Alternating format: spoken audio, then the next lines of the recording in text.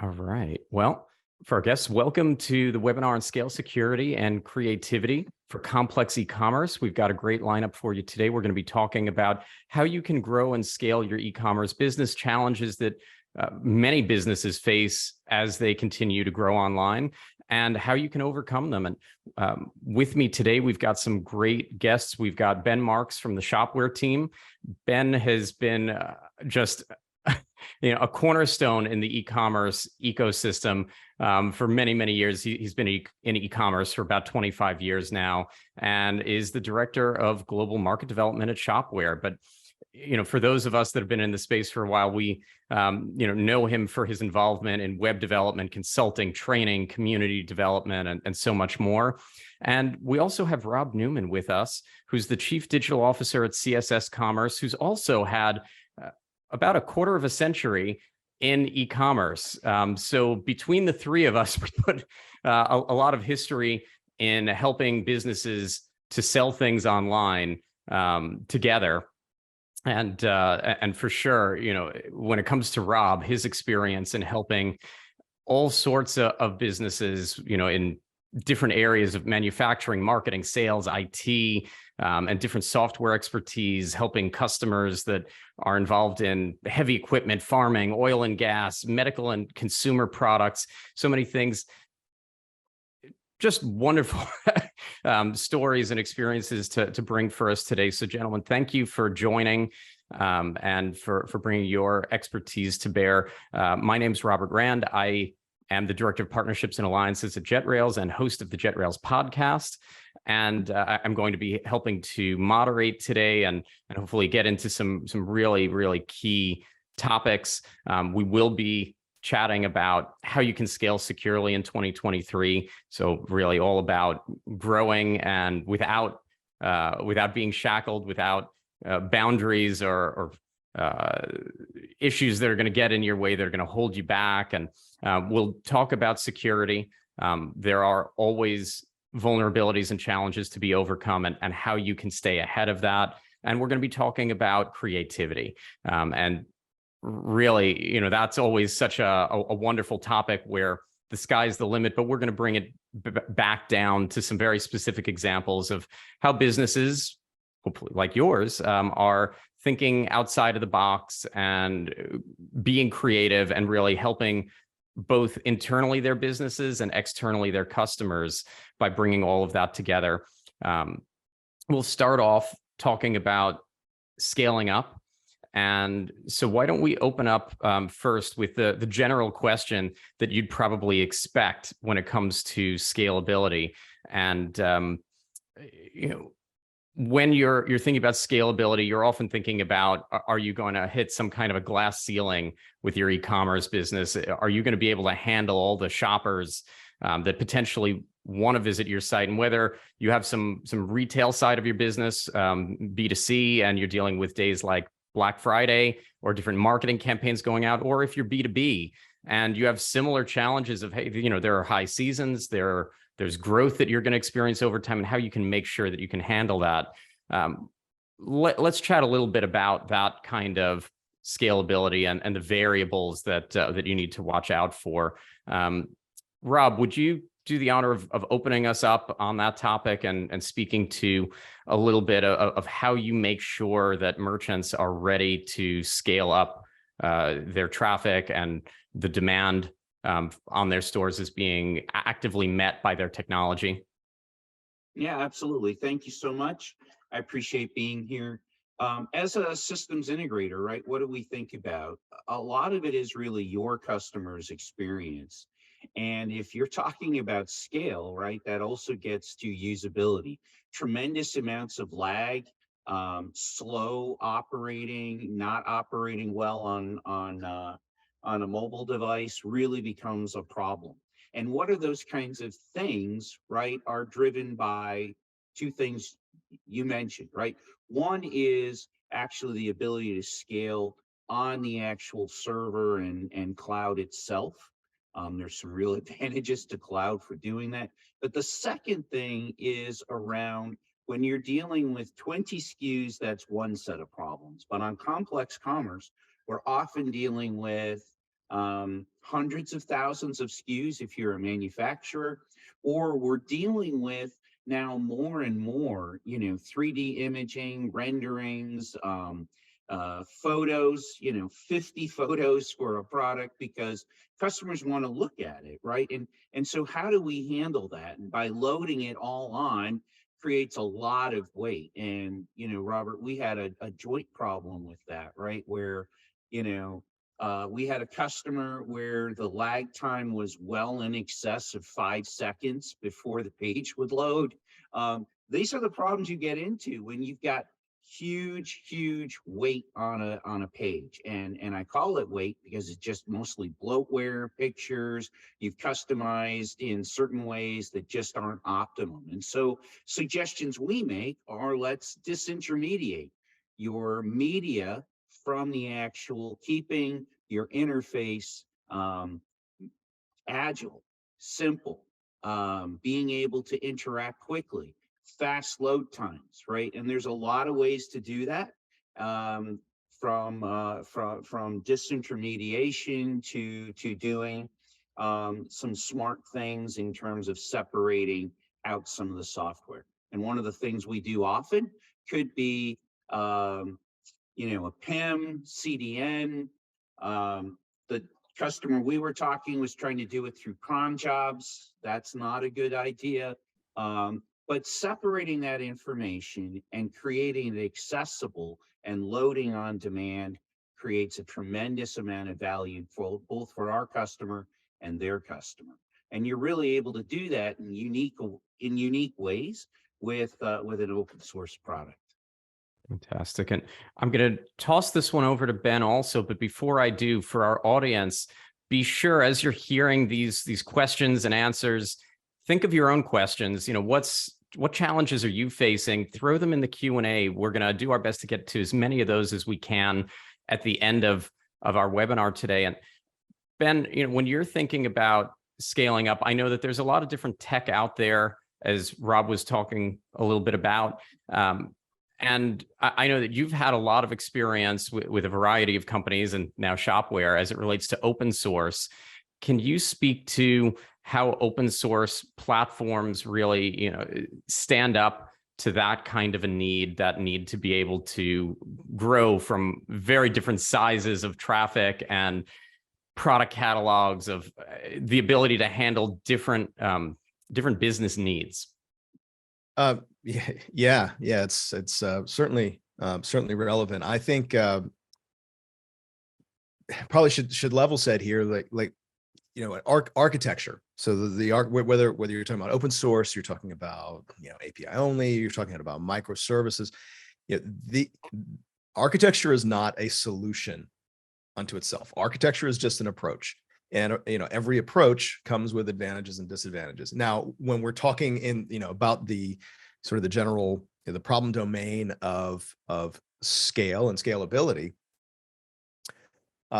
open source presents some, I think, a lot of utility when it comes to meeting those challenges. And really, to characterize the challenge, scale is always a custom concern, right? So it doesn't matter if you are just a person selling a thing on the most basic, blog first application. So if you have like a WordPress site and you happen to have WooCommerce and you're selling something through that, you can get hit with a moment of enough scale that will fall over. Now, that's probably a different threshold than if you're on like Shopify, who build, who run their own infrastructure and can handle substantial traffic volumes. But even they have some notorious failures where the site has fallen over, even in advance of a launch, where they knew that they were going to get swamped with millions of simultaneous requests.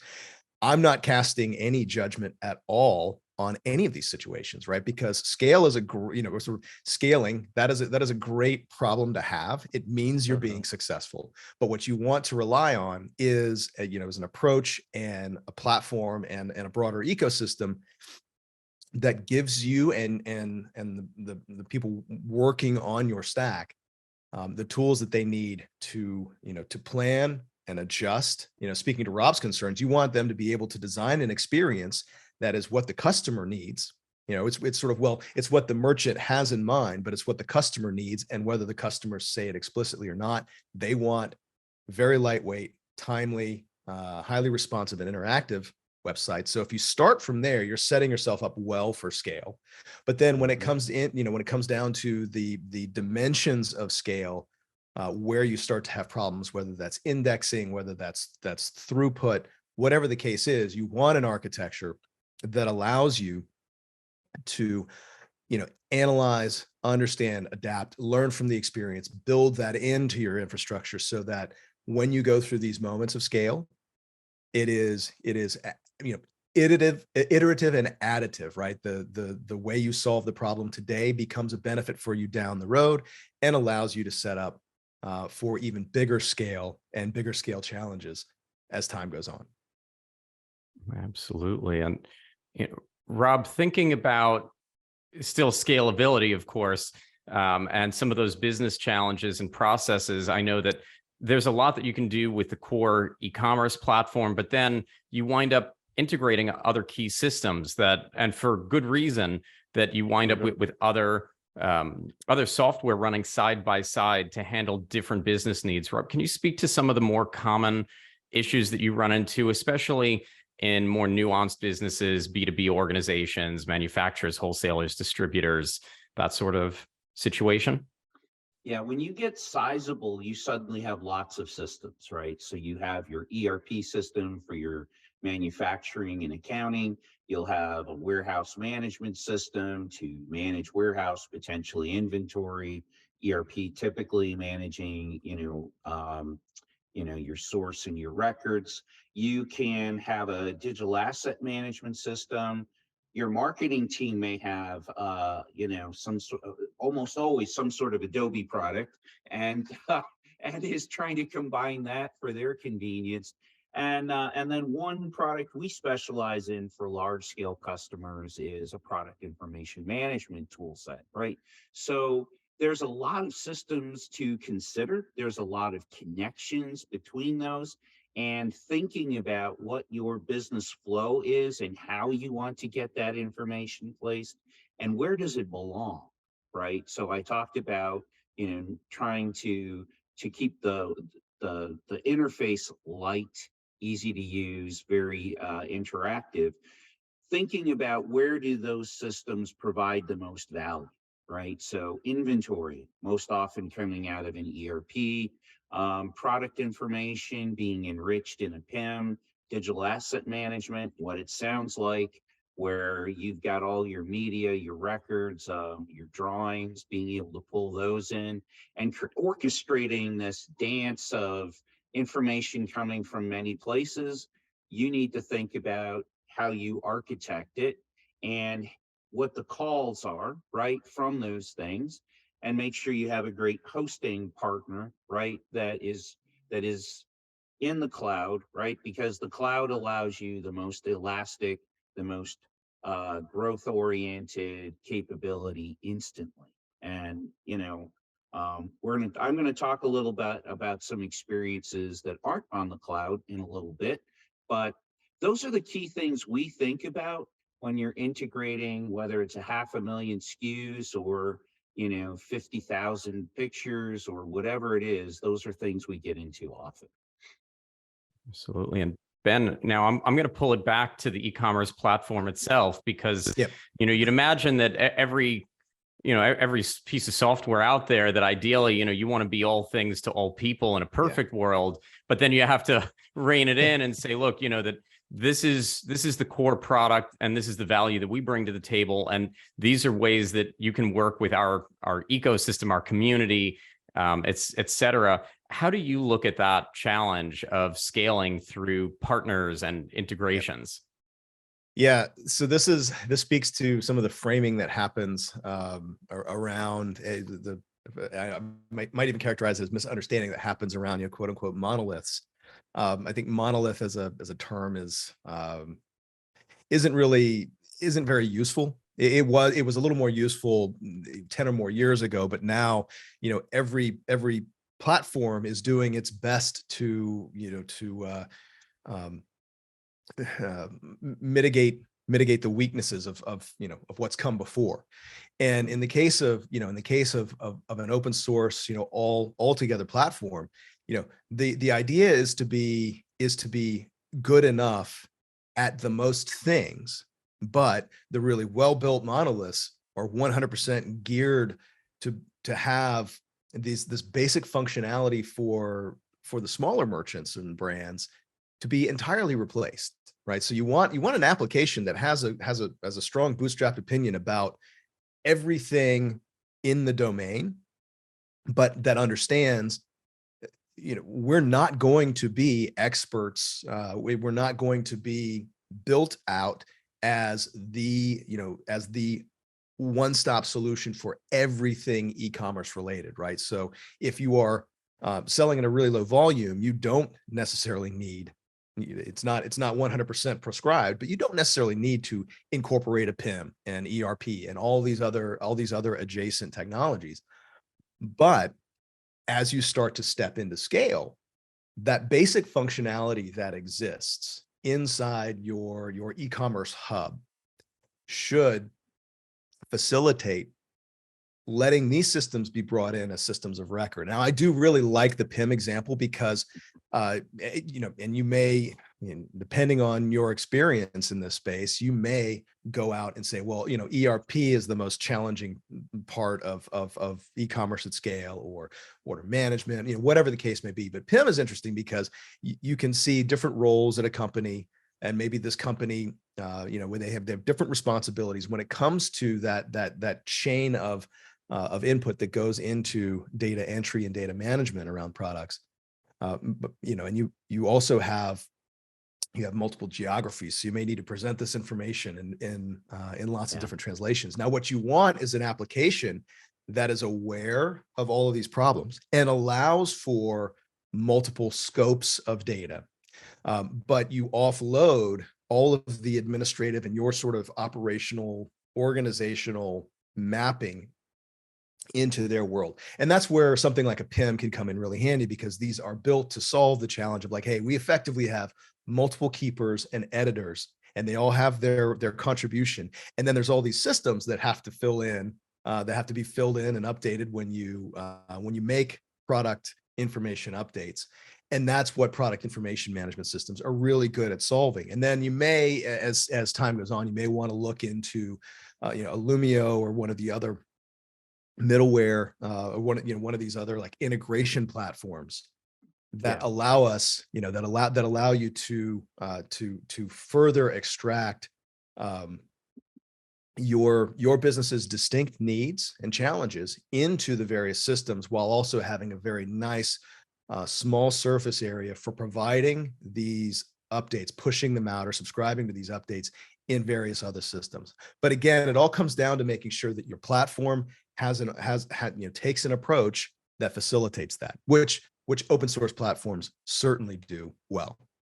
Yeah, and that makes sense. Yeah, let me build on that just real quickly, right? So Ben is talking about monoliths, and he's really right. So, sometimes less is more, right? So if you've got this monolithic set of software designed, very specifically, and it's got lots of functionality designed so that you don't have to use other software, well, guess what? That's a relatively heavy system. It's harder to scale. Some of the problems Ben mentioned. When you've got an open source system, right? It's a little bit like mounds, right? Sometimes you feel like a nut, sometimes you don't. You don't have to have everything.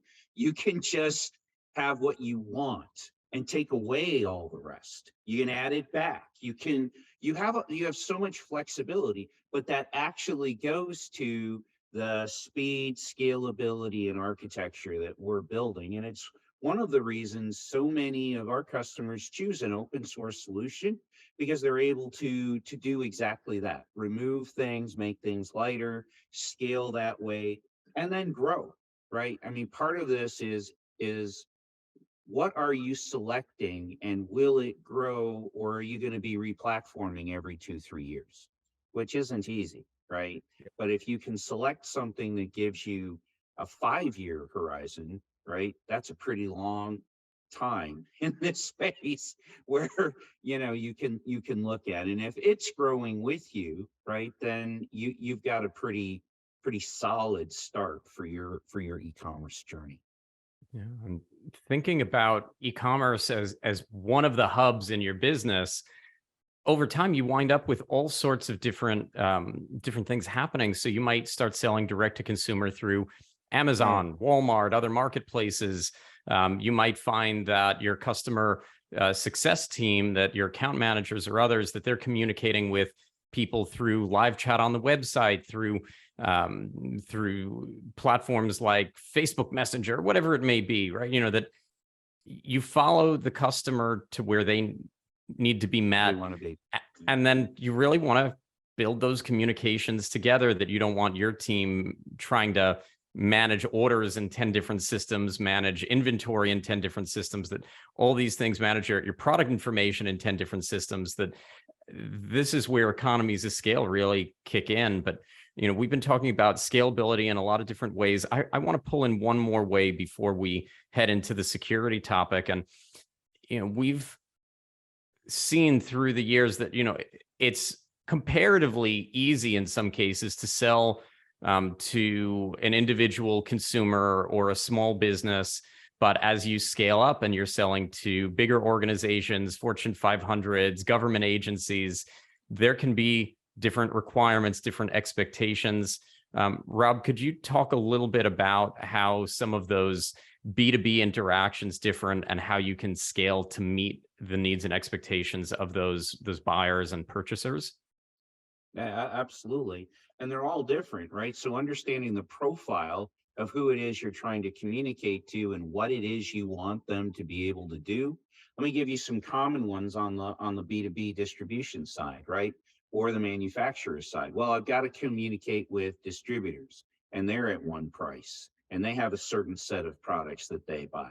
Well, I also might have some agents that go around and sell for me and go find new distributors. Well, they need an access and to be able to see different things. And then I also have just general, potentially, one-off buyers, right? They come occasionally. They want to see a price. It's not going to be necessarily your most favored nation price, and they need to be able to access the website. On the other hand, government purchases are completely different, right? You need to have your contract GSM number. You need to be able to display things in terms that the government understands that the rest of us don't. But the things that the government understands and are looking for, right? They're looking for very specific things. So being able to deliver that has a few different strategies, right? And then you've got multi-country, right? If you sell to multiple governments, you sell to multiple languages, you sell to, all these different things. How do you actually handle that, right? We all know that Google Translate does not do that good a job. So do you have multiple websites for every single one of these? Or do you create a system that allows these profiles to interact and have the information necessary, which is what we advocate, right? And it allows you much more control. And then on the flip side, on the backside, you'll probably have multiple authors, multiple controllers, people who set price, being able to pull things from around the world, right? Some of our customers, 10 manufacturing plants around the world, 100 different warehouses around the world. How do you optimize being able to do all that? That's where complexity comes from. And that's where thinking through this to be able to scale properly and securely is really important. Absolutely. And, it's always interesting to see how different one business can be than the next, and the complexity that you can have in your operations. And that's why I've often seen open source as a good answer to it, because you can customize. There's that flexibility, that manifest destiny to be able to do what you want to do, what you need to do. And I think that's going to take us into talking about security, because really, that you can look at security in two different ways. You've got your complex systems that you've created and that you need to really have your eyes on and have some security posturing around. But you also have a lot of vendors that you're working with, and software that's being provided by others. and you need to know what are best practices and what are your responsibilities there. At a high level, Ben, could you speak to a little bit about who's responsible, who's vulnerable, who's under attack, and maybe why? Because I know that we all know that, okay, everybody's got to have security, but sometimes people see themselves as maybe less of a target or more of a target. From the software standpoint, how do you see it? Well, I mean, it's all a matter of investment, and investment is, has two components. And I don't care what, what style of business you're involved in. You're always a target if you're engaged online, and especially if you're engaged in commerce online, as a customer or as a brand offering things for sale.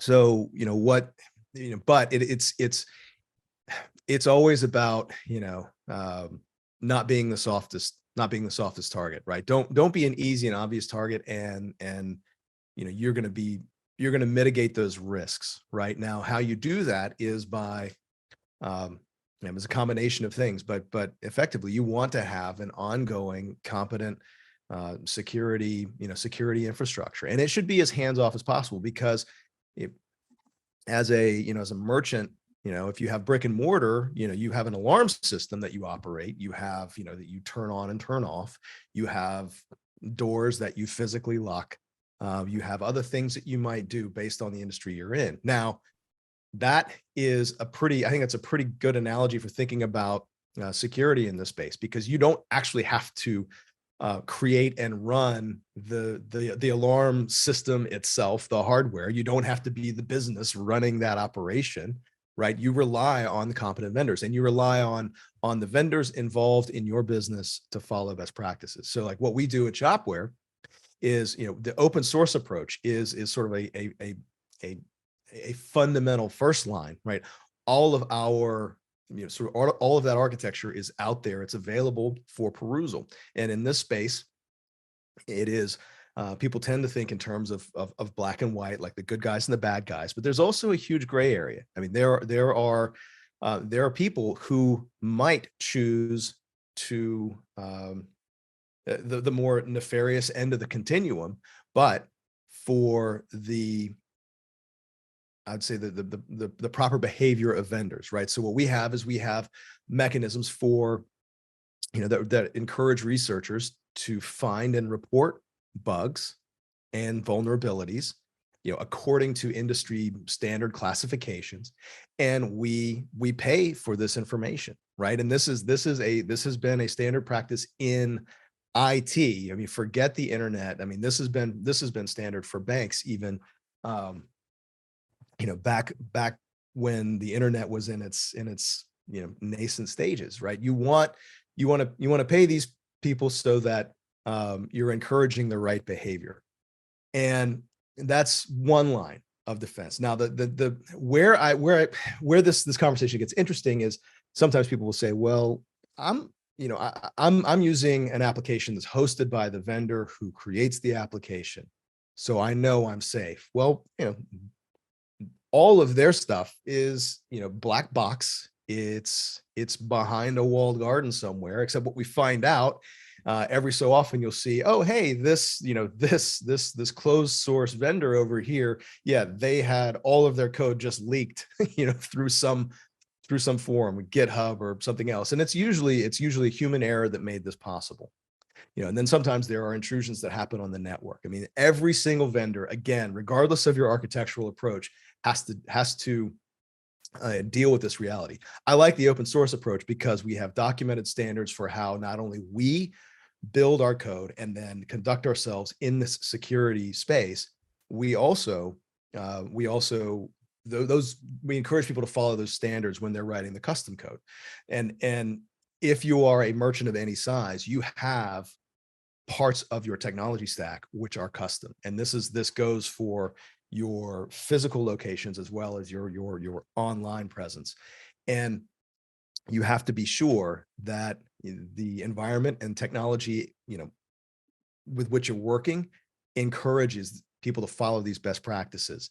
and essentially engineer for security. And an important, we should call out an important component here, is the hosting companies, right? So hosting companies they have a unique perspective because they get all this signal intelligence and they see, oh, well, all of a sudden we're seeing a whole bunch of activity from, I don't want to pick on any one nation, but from a region of the world that normally is not is not interacting with our clients' websites at all. So that's a signal. We can see, oh, hey, there's communication across this port that pretty much never happens, or at a volume that never happens.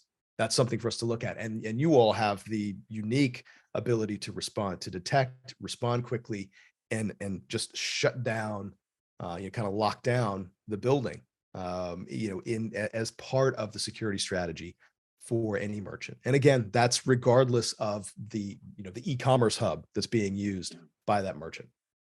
Look, whether it's JetRails or it's another provider, people are relying on their e-commerce web host to deal with things like intrusion detection and malware scanning and all the web application firewalling and all these different things that are happening to proactively 24/7 monitor and maintain and manage the security posture from the infrastructure side, and to best protect all that data. But Rob, can you speak to a little bit about, something that Ben was touching on, where you have outside vendors for sure. I mean, in e-commerce, there are payment processors and gateways and, companies dealing with shipping and all sorts of things. There are always going to be data points that are coming in and out of the site.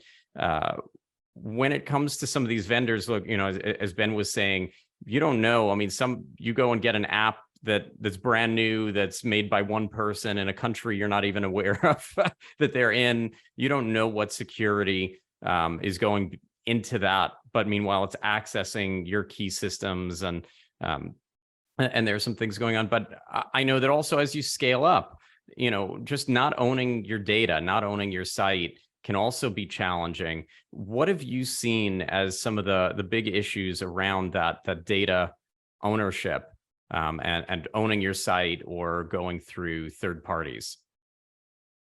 Yeah, I think that that data ownership is a big issue for companies I've mentioned, right? Where you have multiple pricing tiers. Well, those are confidential. Where you have,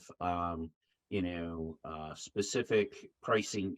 Actually, we have a company we work with that has a custom pricing algorithm that takes in time of day to to whatever else is in that algorithm, right? So and it's pretty proprietary. So I think these companies are very concerned about, how do I keep my data secure out of the hands of competitors, but also how do I keep it, just from being looked at? Leaks happen a lot of ways, right? I think that Ben has made a good point in terms of the security offered by standard software and professionals. Um, but here's my rule of thumb, right? If you're doing millions of dollars of business across the web, find someone who is used to working with tens of millions and so on, right? That's got a good reputation in the industry. Don't use fly by night apps, as you said, right? Vet out that these are secure companies with good reputation, and there are lots of them out there. And then from someone, again, like my side, right, where the connections are secure, well thought out, API first, encrypted, right, so that there isn't intercept, there isn't leaks or holes, as I like to call them, in your setup. On the flip side, right, a lot of folks that are truly concerned about security, what do? Well, they keep their site on-prem. They create their own software, their own e-commerce, and I've seen it multiple times. The problem is, guess what? They're not in the hosting business. They're not in the security business. They're not in the platform business. And what they wind up with, right, is something that's a little bit scary. It's behind the curve, it's not able to scale, and it has real security vulnerabilities because, 15 developers sounds like a lot of developers, but I have more than that. And I've built a lot more e-commerce websites than they have. So there's an experience and expertise, but it's also keeping up with things. Yeah.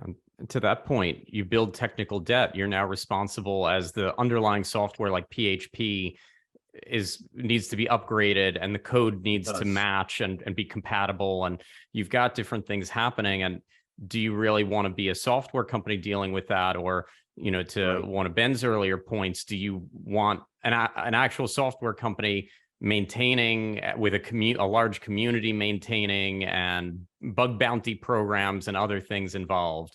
And so you have an economies of scale question where, finding the way to meet in the middle. Can you own your website and your data without having to own all of the responsibility for thinking of it like a custom car, for tooling every part and, Right. retooling everything as emission standards or whatever's changing out there, right? That being able to keep it all as you want it to be. So I think it's particularly interesting. I'm going to take a moment to remind our audience that they can submit questions. I would love to throw some real hard balls at Rob and Ben. We're not just going to lob some softballs at them. We're going to give them some good ones. But now's a great time as we're thinking. We've talked scalability. We've been talking about security. If there's anything on your mind in terms of best practice or what these experts would think to do in a situation, or any advice that you're seeking, definitely submit those questions in. And we're going to talk a little bit about that last topic. We left the best for last, creativity, as it relates to complex e-commerce. So, not just how do we reinvent the wheel or create something with a lot of flash and, not as much substance, but how do we really make things better? I know that we've got a couple of case studies in here to touch on. Rob, would you talk us through some of these use cases that we've got coming up here on the Sure. screen, and we'll start with SKU by store. Yeah, so this is a really unique application that you can see requires a lot of creativity. So many distribution customers they'll distribute to a lot of stores, but they'll have centralized buying, right?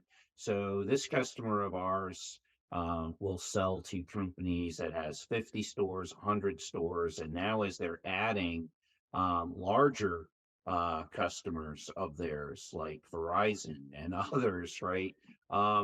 They're now shipping to 1,000 stores across the United States. So one of the solutions or one of the ways centralized buyers think, right, is they think in large lots, right? They're not thinking about, okay, I got to make one order for one store, one order for the next store. They'd really like to be able to order for all 50 at the same time. That is not a standard shopping cart, and it's something that really you have to bring creativity to. So we created, right, an opportunity for a buyer to act like a buyer. I can now manage all of my stores at one time.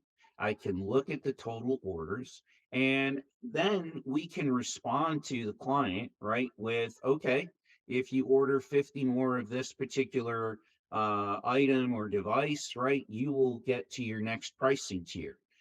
If you change or consolidate an order, or you ship it to one of your warehouses versus direct to the store, you're going to save X amount of money on shipping.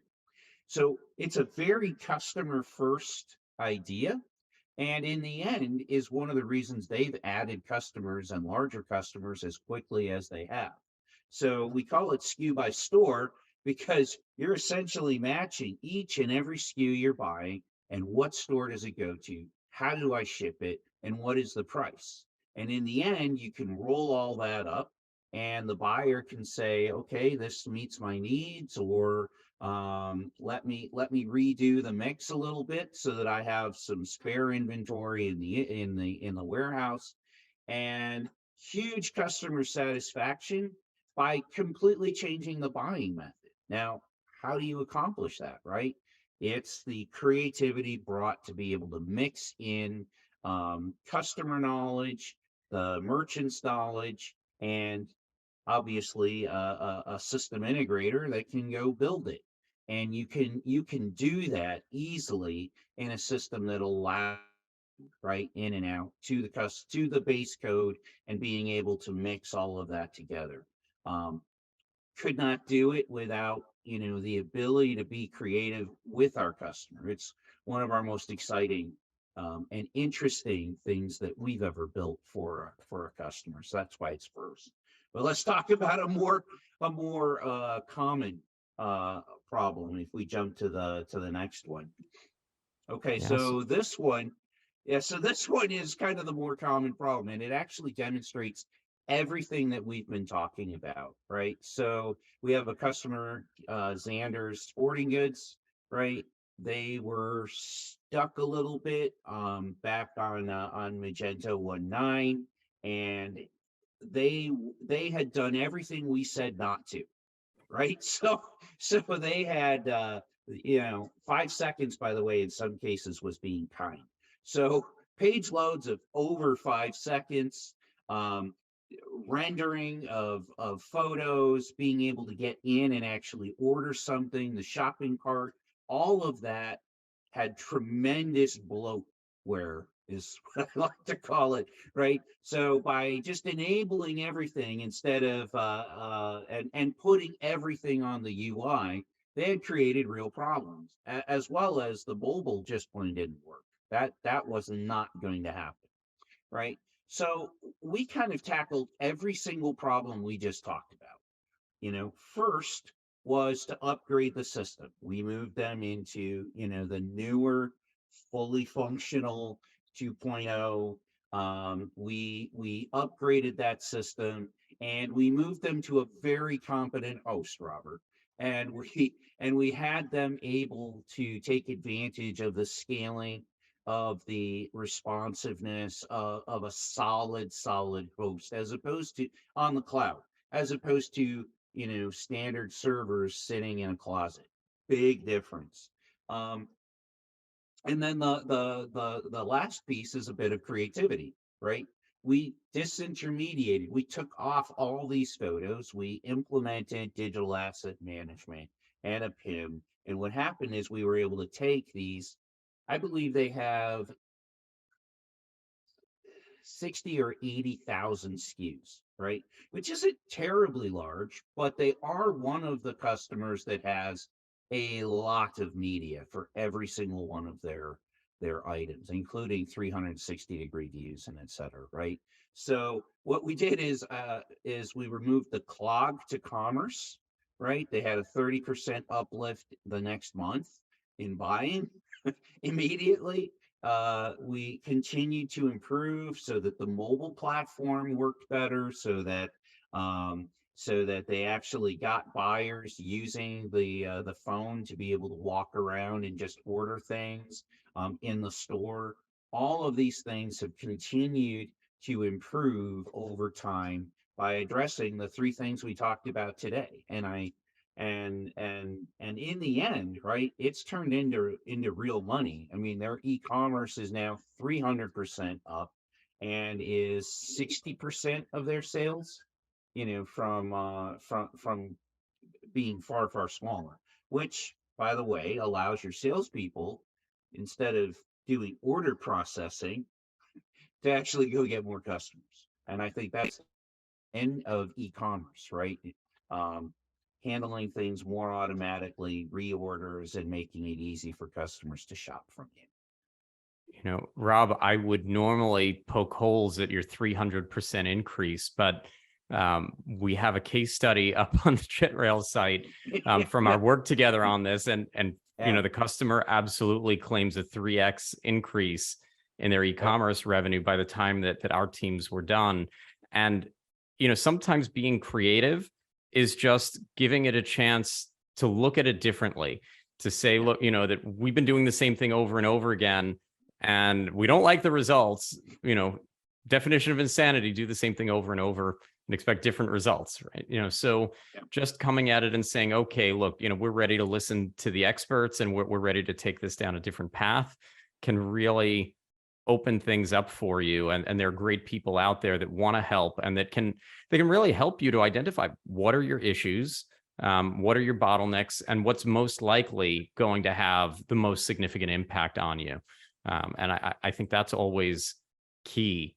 Our next item, I'm going to throw to Ben to start us off on this one. Yeah. OpenAI and Chat GPT are all the rage at the moment. I expect that they'll continue to be, big topics for the foreseeable future. AI in general, just artificial intelligence coming in and helping. And, AI isn't completely new. We've been seeing it in the e-commerce realm for a while. Ben, how do you see both where we've been and where we're heading with AI as it relates to e-commerce merchants, and how they can use the technology, again, without maybe taking on too much technical debt themselves, how they can really benefit?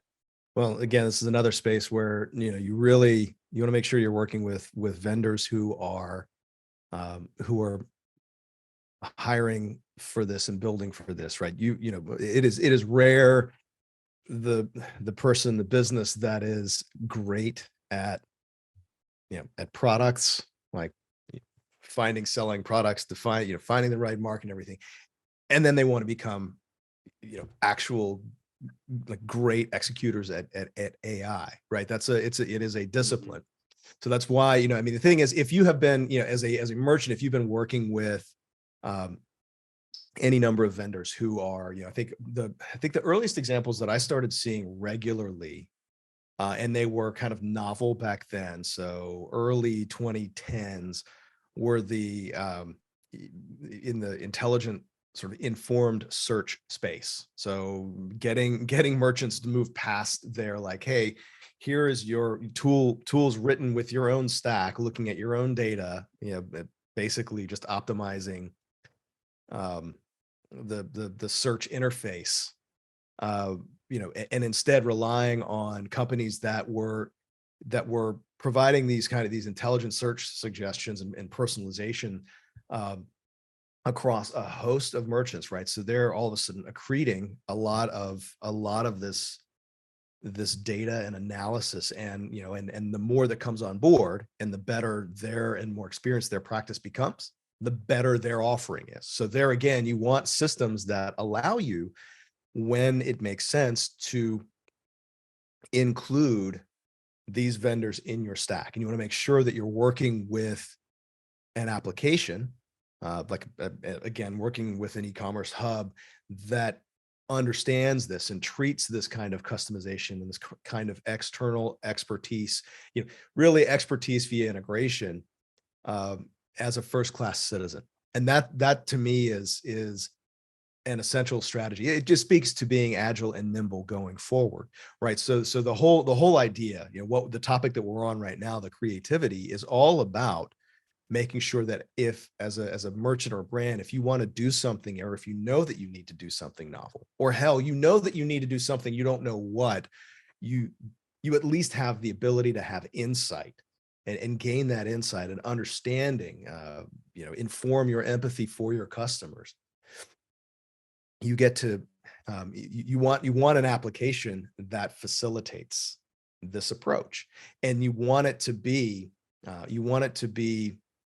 nimble enough on its own, or capable enough on its own, but nimble enough that you can pull in these expert vendors if that sort of intelligence and that functionality becomes a real difference maker for your bottom line. Where I see this really start to tease out is if you're in fashion, right? It's always an arms race everywhere when you're looking at your competition, but especially in fashion, that's a very crowded space. You build your brand, but someone is building an informed brand, either in your space or adjacent to your space, and you always have to look at what you can do, sort of lowest effort, maximum impact, to have that closer, more relevant relationship with the consumer. So you keep their vision focused on you, and you keep their experience nice and happy, with your brand. And that, and really your ability to do this is more and more proxied out via your hub into these platforms that know how the space works. And that can be AI, that can be any, really any operational dimension that you think about. That's the real, I mean, that's why everyone's talking about these concepts of composability, is this idea that you can take functional parts of your experience, and this can be for your end customer, and this could even be on the operations side, that you can quickly adapt and provide the best experience. And sometimes that means inventing something that's never existed. Sometimes that means working with vendors who are leading the way in this particular problem subdomain. I want to jump in. That's one of the reasons we're really excited about ShopWare. Is now let's look at, right, where is a platform going, right? Go take a look at what it is they're doing. And in our opinion, right, ShopWare is really taking an AI approach that makes a lot of sense. It's a platform that allows you to integrate more things. It's got a great vision, and if you will, it's a little scrappier. It's scrappier in the sense that they have to do some innovative things. They've got to think a little farther ahead. They've got to work with their customers, and honestly, that's not a bad thing. That's a good thing, that they're thinking about how do we bring the most value to the customer, and that's why we're thrilled with the product and the great things we get to do with it. Right? I mean, that's creativity. That's involving AI, and that's bringing in for us, right, some of the things we do, like search, right? AI in search is a big deal, and doing those things with ShopWare is really exciting. And I'll add from my vantage point that I see all of these different technologies that can use artificial intelligence, in some cases already have begun to for some time. Site search is a great example, helping shoppers to find the right product within your catalog and to learn from the way people are searching and what they're clicking on, what they're trying to get to. Live chat's another area where, the ability to help people track their orders and, and find things by communicating and figuring out when to pull in a real human being into the conversation.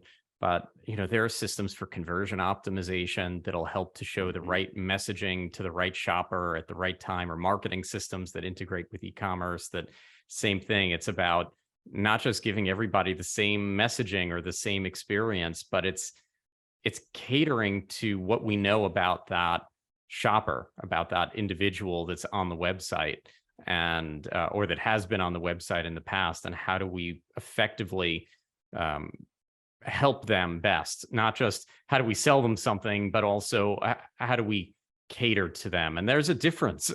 That you walk into a brick and mortar store and you can tell when somebody's just trying to hard sell you, or when somebody's really listening and trying to understand you and trying to assist, and having websites that can bridge that gap.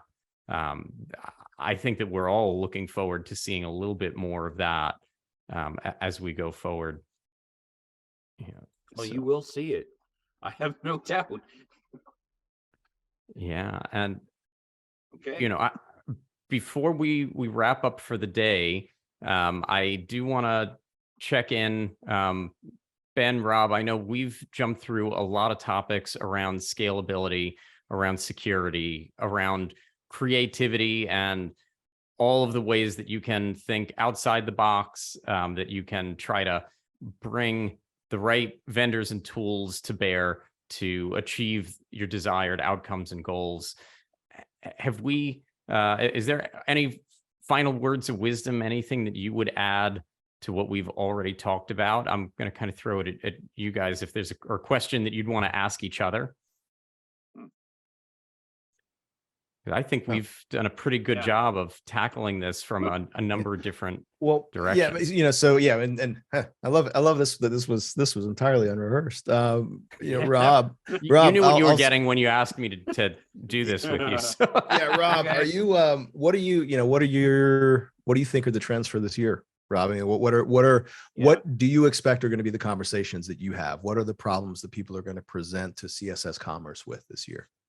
Yeah, I think there's two sets, right? So the first I mentioned is search, right? Product search is clearly coming to the fore for our customers, right? If you've got complex assemblies and SKUs and photos, enriching that data and bringing, honestly, AI to bear is going to be really important on complex commerce because, yeah, I like to call it finding, because if you can't find it, you think that merchant doesn't have it, and you go elsewhere immediately.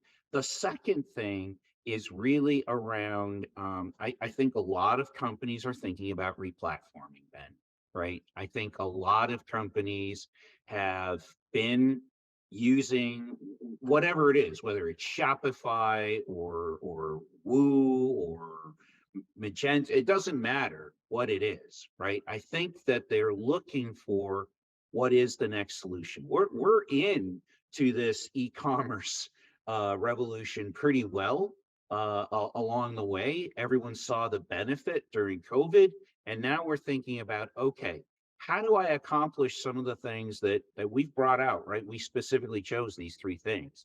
And like I said, take a look at where is the software going?